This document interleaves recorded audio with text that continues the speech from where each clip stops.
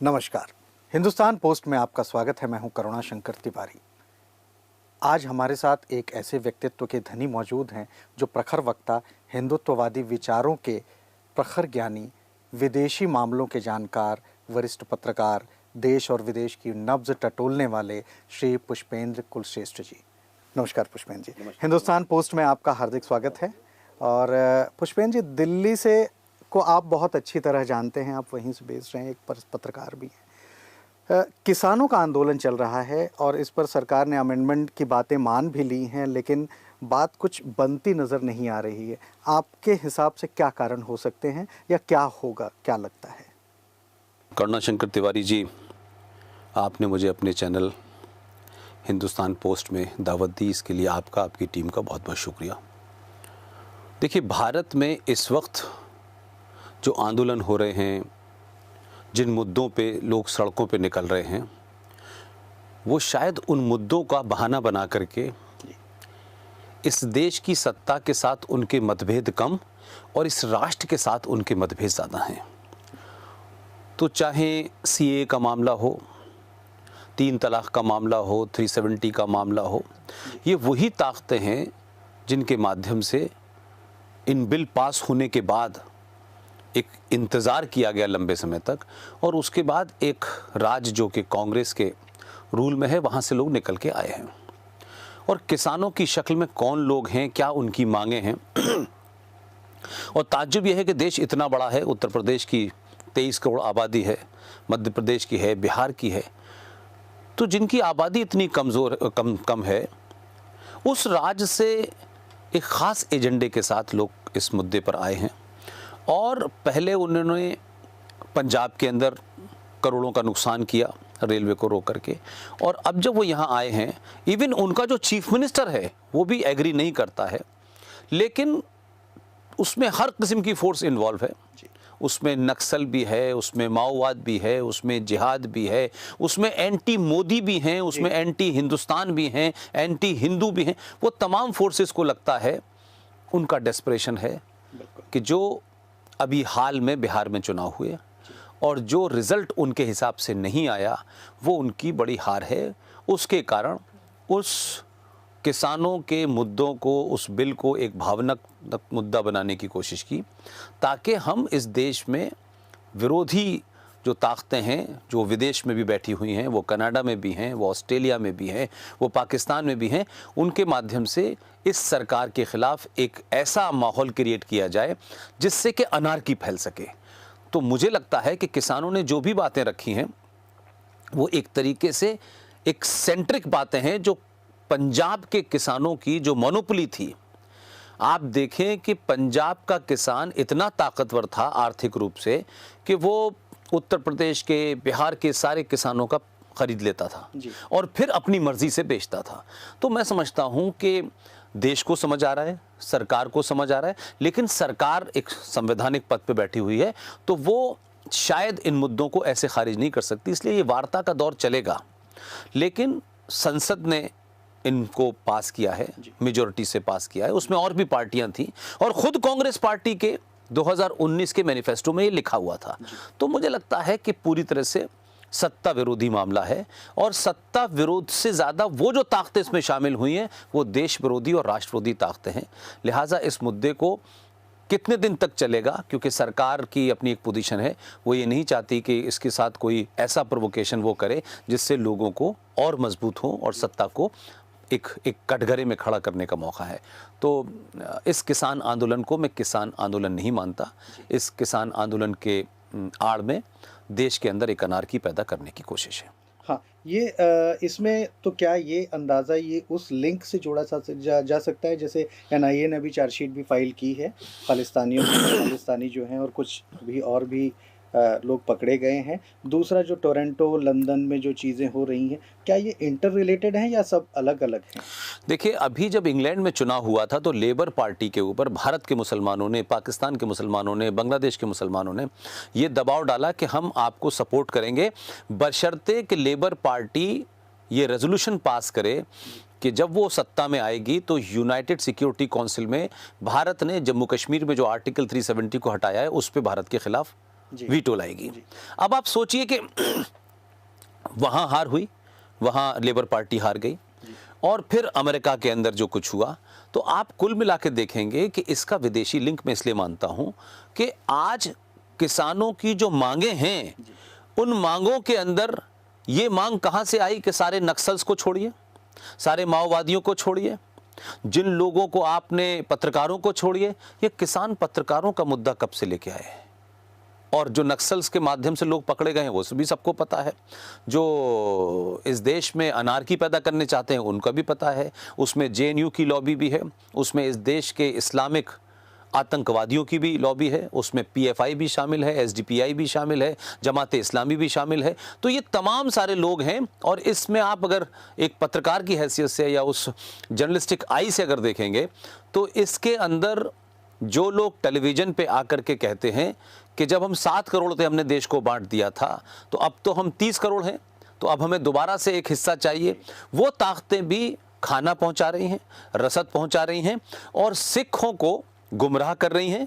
चाहे मोगा हो या दूसरी जगह हो, उसमें कश्मीर के दहशतगर्द, इंटेलेक्चुअल दहशतगर्द और इंटेलेक्चुअल हिस्टोरियन, जर्नलिस्ट, वो तमाम ताकतें इस पूरे मामले को आगे कर रही हैं, क्योंकि उनको लगता है कि सिख और हिंदुओं के बीच में जो एक पारिवारिक रिश्ता था उसको और उस खाई को बड़ा कर दिया जाए, ताकि एक मार्शल रेस को इस सरकार के खिलाफ खड़ा किया जाए।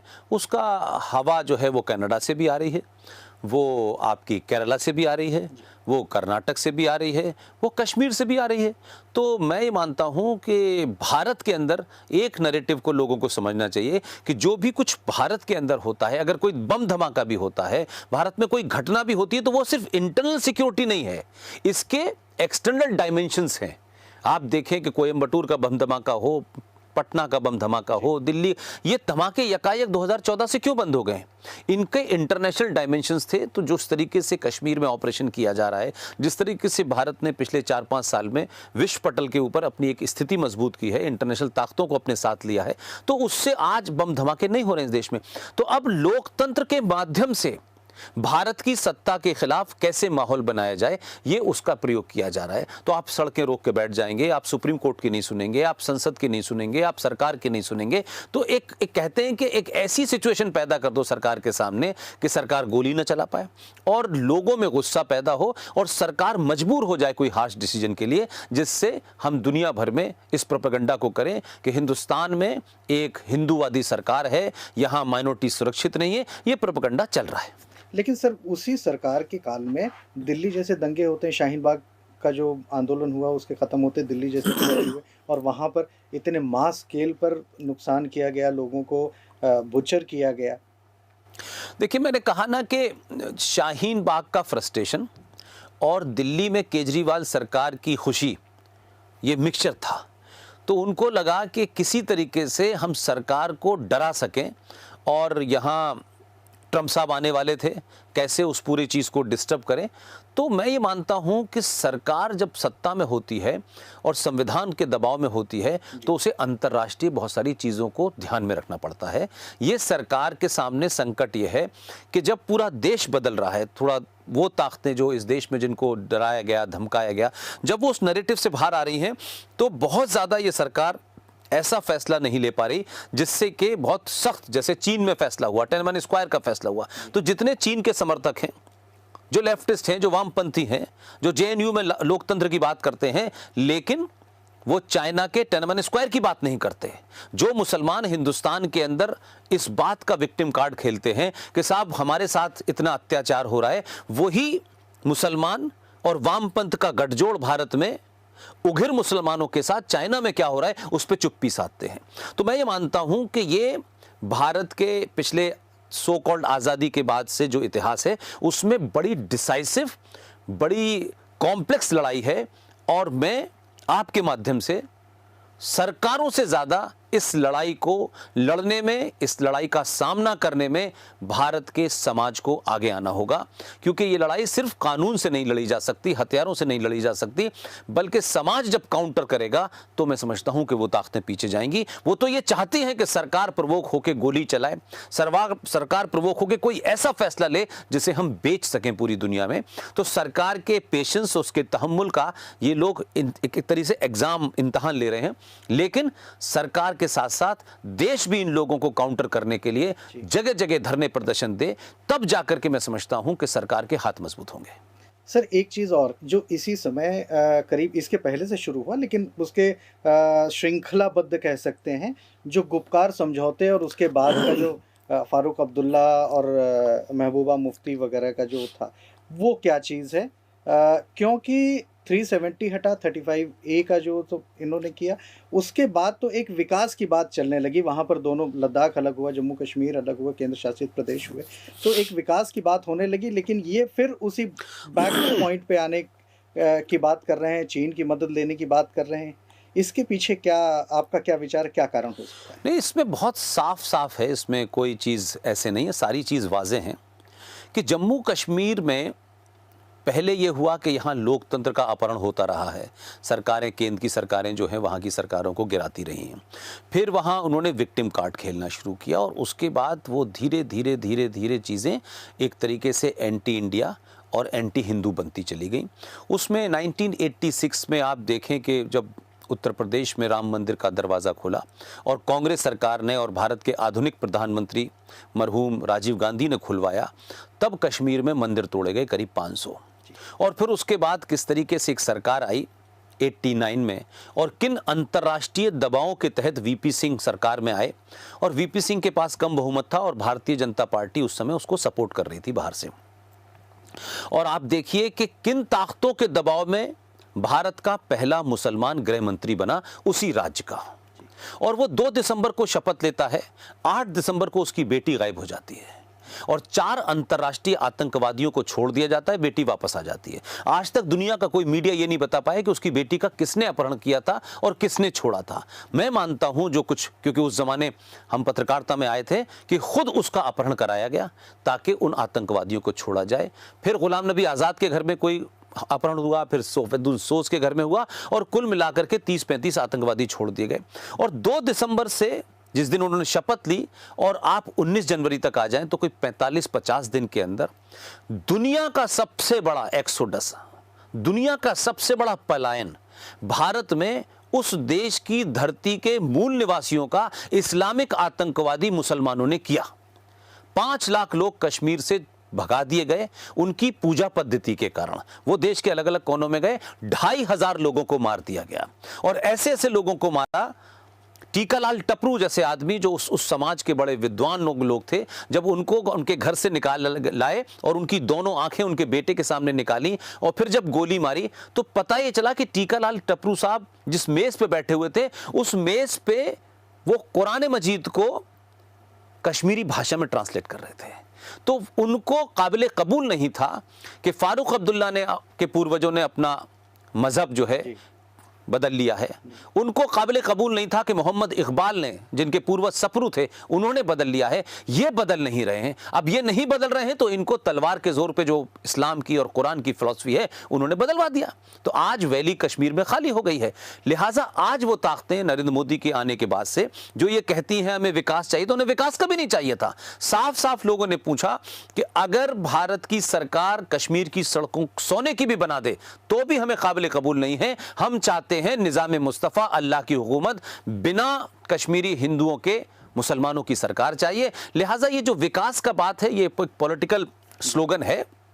और क्योंकि एक ही झटके में 370 और 35A पूरे विधि विधान के साथ भारत की संसद में डिबेट के बाद मेजॉरिटी से, यानी उसमें तो एक और बात इंपॉर्टेंट है कि जो भारतीय जनता पार्टी की अपनी उनकी स्ट्रेंथ है 303 और उनके एनडीए के शासकों को मिलाने तो 340 थी, लेकिन उसके बावजूद भी लोकसभा में 370 वोटों से हारी है। तो यानी बीजेपी के अलावा, यानी उसके एनडीए के अलायंस के अलावा भी लोगों ने इसको हटाने के समर्थन में वोट दिया।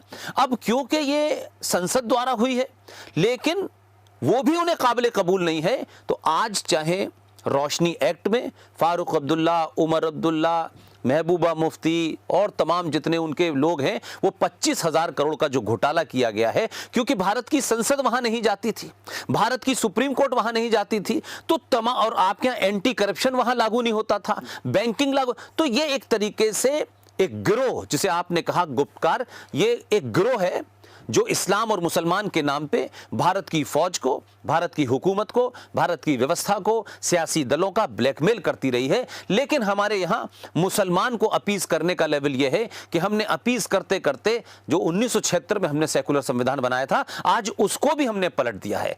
इस सरकार ने 370 हटाई, 35 हटाई, जिसके हटने से पाकिस्तान में परेशानी है, बांग्लादेश में परेशानी है। मैंने कहा कि इंग्लैंड के इलेक्शन में यही हुआ, यही आपके यूएस के इलेक्शन में हुआ। तो आप सोचिए कि भारत जो इतने साल से चल रहा था, वो किन लोगों के रहमो करम पे चल रहा था। हम अपने देश के संविधान में क्या बदले नहीं बदले, ये हमारा अख्तियार होना चाहिए। लेकिन भारत के अंदर कई हजार कश्मीर और पाकिस्तान बसते हैं, इसलिए भारत के अंदर क्या होना चाहिए ये पाकिस्तान तय करेगा, भारत के मुसलमानों को क्या करना चाहिए ये पाकिस्तान तय करेगा। तो मैं ये मानता हूं कि आज डिसाइसिव समय है।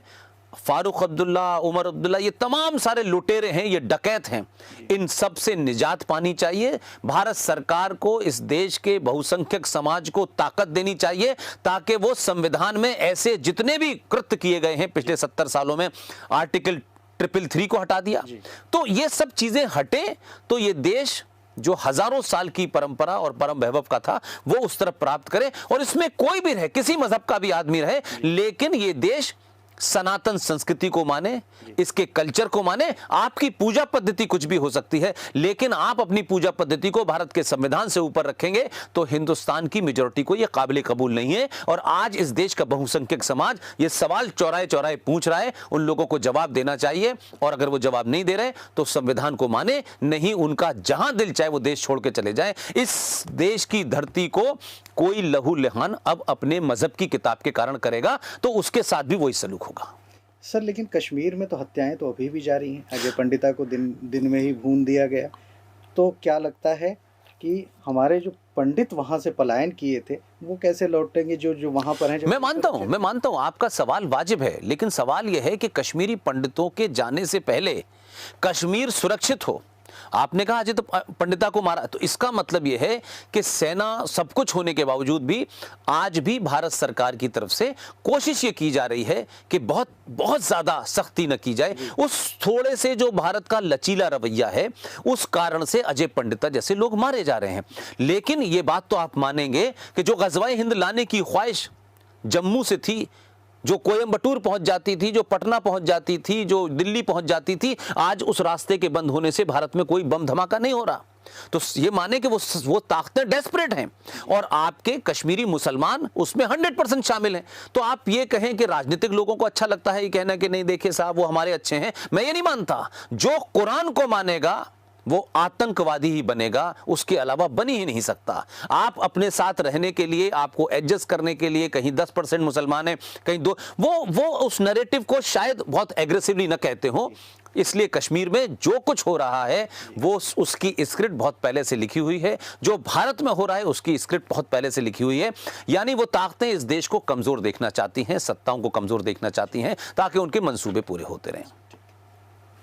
बहुत बहुत शुक्रिया तिवारी जी, आपने मुंबई में मुझे बुलाया और अपने प्रतिष्ठित चैनल में मुझे जगह दी, और मैं आपको और आपकी टीम को, आपके चैनल को मुबारकबाद देता हूं। बहुत बहुत धन्यवाद।